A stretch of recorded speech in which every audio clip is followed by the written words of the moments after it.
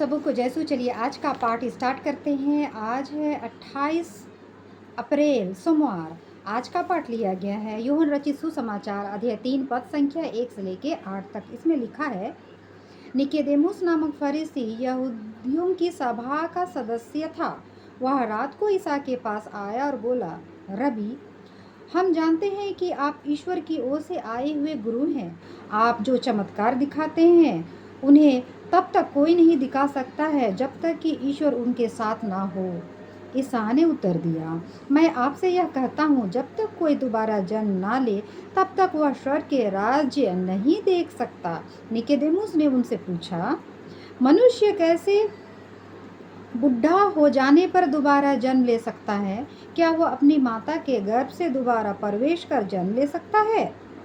ईसा ने उत्तर दिया, मैं आपसे यह कहता हूँ, जब तक कोई जल और पवित्र आत्मा से जन्म ना ले तब तक वह ईश्वर के राज्य में प्रवेश नहीं कर सकता। जो देह से उत्पन्न होता है वह देह, और जो आत्मा से उत्पन्न होता है वह आत्मा है।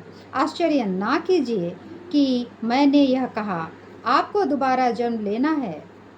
पवन जिधर जाता है, जिधर चाहता है उधर बहता है।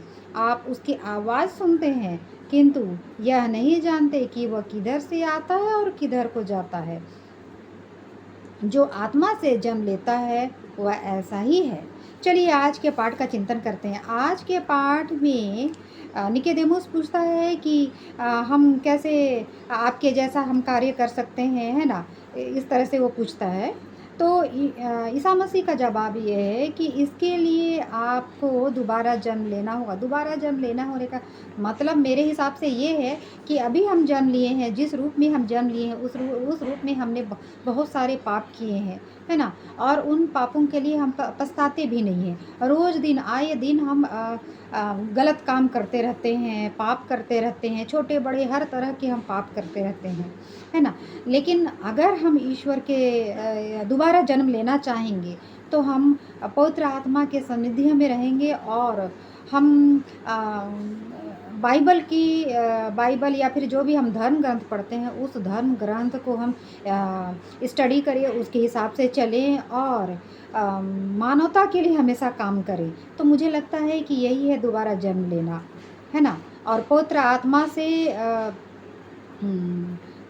आत्मा आपके ऊपर उतरेगा जब आप ईश्वर के सानिध्य में रहेंगे, आप सच्चाई के रास्ते में रहेंगे तो ईश्वर आपके साथ रहेगा और आप सच्चाई के लिए हमेशा अडिग रहेंगे। मुझे लगता है यही आपका दूसरा जन्म है। तो चलिए हम लोग कोशिश करेंगे दूसरा जन्म के लिए, क्योंकि आप जान रहे हैं कि दुनिया का अंत होने वाला है। अंत होने वाला साइन आपको दिख रहा है। आपस में हम लोग लड़ाई झगड़ा कर रहे हैं, मारपीट करके एक दूसरे से के दुश्मन बने हुए हैं, ठीक है। और जितने भी फरीसी या नबी पैदा हो रहे हैं वो अपने आप को महात्मा साबित कर रहे हैं, है ना।